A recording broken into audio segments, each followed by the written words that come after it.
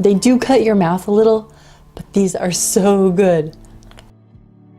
Hi, it's Amy with Ask a Christian, and we are up for our big finish on the Worldview series about how evil and suffering rose in the universe and made its way to the earth. Last week we discovered that because of Satan's pride, because he desired to set his throne and his ideas above the throne of God, there was a rebellion in heaven.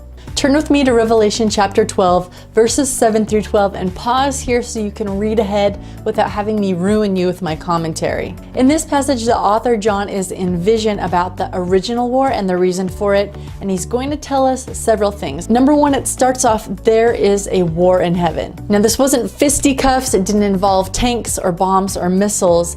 The word in Greek here is the word polemos, and it's the same word that we get politics, political, polarizing. They all have the same root word. This is not necessarily a physical war, rather they are contending and warring over ideas. This goes along with what we were reading about last week about Lucifer trading. The contenders in this campaign are Michael and his angels and the dragon and his angels. I won't take time to defend this idea now, but many scholars believe that Michael is the pre-incarnate Christ, the name for Christ before he came down to earth.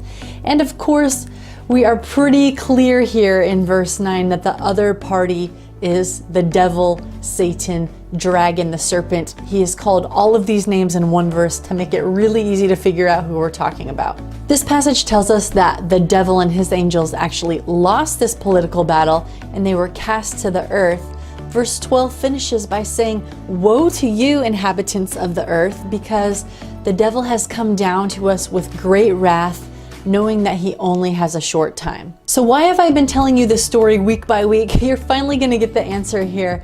What does this have to do with the origin of evil, the origin of pain and suffering?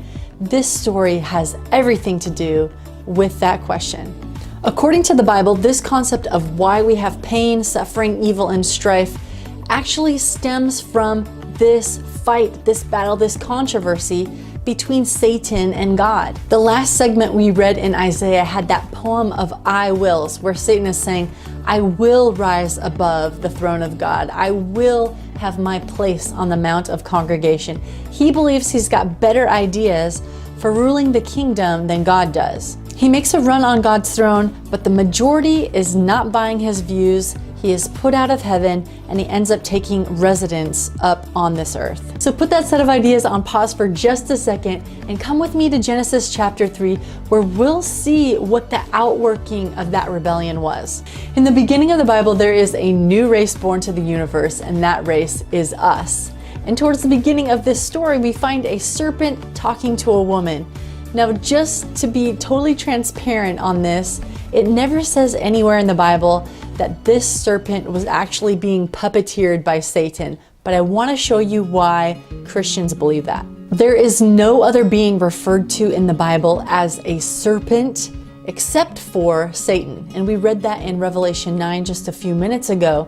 So the serpent only refers to the devil, and that is a huge indicator of who we're talking to here. And since we come upon this very unique snake slyly trying to win over God's new human race by having Eve disobey God, that's another huge indicator that there's something afoot. To make an even more convincing argument for the fact that this is Satan just puppeteering a snake, you can look at his arguments. In Genesis 3 verses 4 and 5, he basically says, look guys, there are no penalties for breaking God's restrictive rules. Do it and you'll be like God.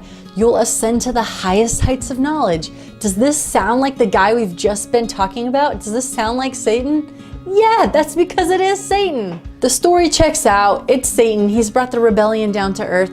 In fact, this story doesn't even make sense unless you know the tie between the serpent of old called the devil in Revelation and the serpent in Genesis. There would be no point for a talking snake to try to trick a woman. There's no point unless there is a rebellion and an eternity at stake. According to the Christian worldview, this is how pain, suffering, sin, and evil got to the planet Earth. The choice to follow Satan and his government resulted in fear, shame, blame, and genetic disrepair, and so much more.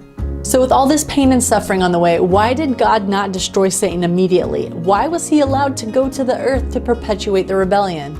I thought you'd never ask.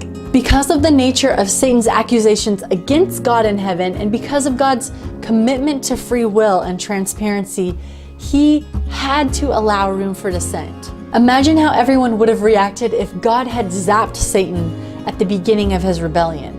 Everyone would have forever wondered what kind of character he had, and if God was actually fair, or if he was just getting rid of any threat to his throne. It would have been a temporary solution. He would have squashed that rebellion, but the same questions would come up over and over again. The only way to give complete freedom and to also gain complete trust was to just let this thing play out in front of the universe, to let people see and decide for themselves whose government, whose laws were better. Thus, Earth became a voting booth where a neutral party could decide on whose government was better, and the rest of the universe could observe. Here's a quote from an old book called The Great Controversy that sums it up pretty beautifully. It's a long quote, so stick with me.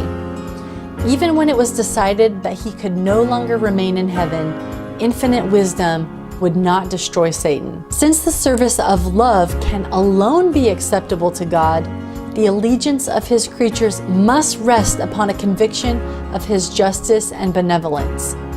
The inhabitants of heaven and the other worlds, being unprepared to comprehend the nature and consequence of sin, could not have then seen the justice and mercy of God in the destruction of Satan. They just would not have understood it in context. They didn't know what sin was going to lead to. Had he been immediately blotted from existence, they would have served God from fear rather than from love. Now, if you remember the very beginning of this series, we started with a story from Matthew 13 where Jesus was telling the parable of the wheat and the weeds, or the wheat and the tares. In verse 30, Jesus is giving us a really important message about why sin is still in existence. In the parable, he says, "Let the wheat and the tares grow side by side until the time of the harvest, because when they are young, it's so hard to tell what's what. We don't want to take the good out with the evil." It's the same thing with the world. He's saying, what is good appears to be restrictive to some, and what is evil appears to be fun for some.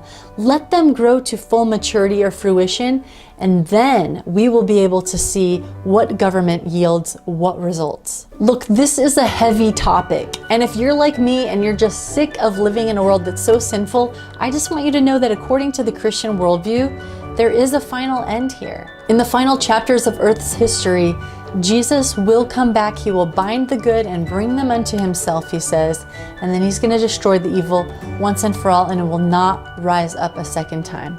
Okay, friends, that's it for this series. Thank you so much for learning along with me.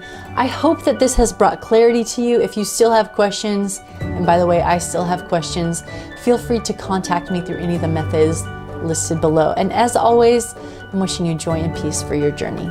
Bye. Thus, Earth became the voting booth.